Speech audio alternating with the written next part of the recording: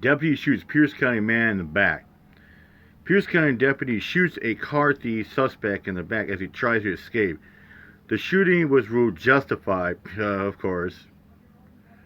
The attorney for the suspect believes there is more to the case, which left Brian Galiana Mendoza paralyzed. Stay with us, okay? I don't know what I need right now. For that guy to live?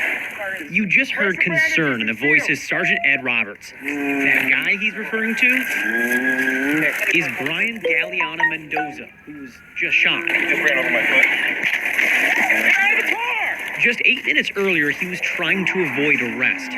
Investigators had been tailing him after this bulletin had been sent out by the Puget Sound Auto Theft Task Force. The man pictured here, believed to be Galiana Mendoza. He'd been linked to multiple car thefts. So when he did this, We got PC now. higher-ups said they had probable cause to chase. He wouldn't go far, though. Now, the crash you just saw took place at 160th and Canyon Road. Galiana Mendoza lived about 1 mile away, and deputies were now hot on his trail. Sergeant Roberts was the first to arrive, where he watched Galiana Mendoza ditch his car, not even taking time to put it in park. You're getting on a motorcycle. Sergeant Roberts approaches on foot as Galiana Mendoza gets his motorcycle prepped for a getaway. Stop, I'll shoot you! Deputy Brian Johnson pulls up as Roberts yells commands. Stop! Stop! But he didn't stop. What happens next plays out in seconds. Johnson arrives and throws his car into park. Within the next 5 seconds, he'll open his door, pull out his gun, and begin to fire. Galiana Mendoza's back is to the officer. As a second, then third and final shot is fired.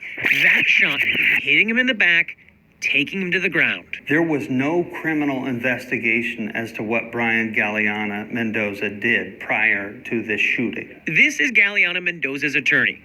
While an 11-page review issued by Pierce County Prosecuting Attorney Mary Robnett calls the shooting justified and lawful, he's not so certain. The sentence for Brian is that he will be permanently disabled, that he is paralyzed from the waist down for the rest of his life. Meaning taxpayers could be on the hook as this shooting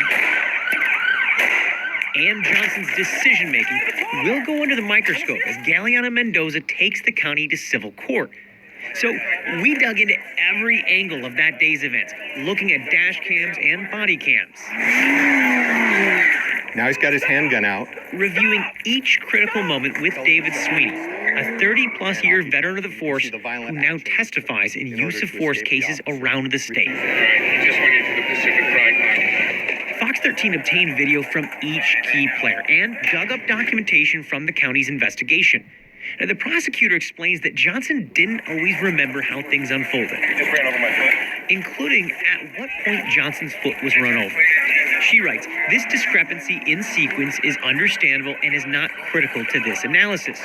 But later, a bigger discrepancy draws no comment. Now, contrary to video evidence, Johnson claims that just before he opened fire, Galiana Mendoza was, quote, coming directly toward him on the motorcycle before he suddenly changed directions. It almost feels by offering this statement, he was driving right at me, but then not to rebut it with the video that they surely had to see. That's actually the part that surprised me. The prosecutor did take the time to explain some discrepancies in Johnson's statement about what happened at the actual first stop. But the prosecutor did not explain this discrepancy that you and I are discussing, that it does not appear from what we see that the motorcycle drives towards Johnson. It might come closer to him as it moves from the right side of the road to the left, but clearly it does not turn towards him.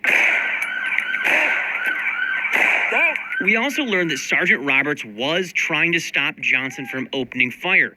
He wasn't confident taking his own shot, but asked about Johnson's, he told investigators that deadly force may have been warranted. When I first saw the video, and I just thought this was a pursuit case, I thought that was a bad shooting. But Sweeney's tune changed as we read Johnson's statement that was given to investigators. A detective had warned Johnson that Galiana Mendoza was connected to an off-duty police officer being shot 1 year earlier. Hey, this is their hideout, guys. They like to shoot cops. To be clear, Galiana Mendoza was never charged, and we don't know if he was involved. But we do know that he was linked to multiple cars being stolen and 2 instances of a gun being flashed in the days before this. Adding it all up, Sweeney calls it a justified shooting. That made a complete total 180 for me. And now when I look at it, I realize the danger level that this suspect posed to the public. I think just the idea that the officer knew the danger factors that were present, and that influenced his decision on whether to shoot or not. Of course, not everyone agrees. The trigger never should have been pulled. It was not safe for him to shoot at Brian Galeano Mendoza. Okay. Now, that statement isn't just about Galeano Mendoza. I was actually out at the scene and found this bullet hole. Workers were near the site and say they started to scramble when the bullets started to be fired. There's also Galeano Mendoza's girlfriend who was there during the crash and the shooting. She was pregnant at the time but lost the baby, they claim, due to stress. So, was this a good shot? A civil court may have the final say, though I'm told Galeano Mendoza's attorney does want the AG's office to review this case. Matthew Smith, Fox 13 News.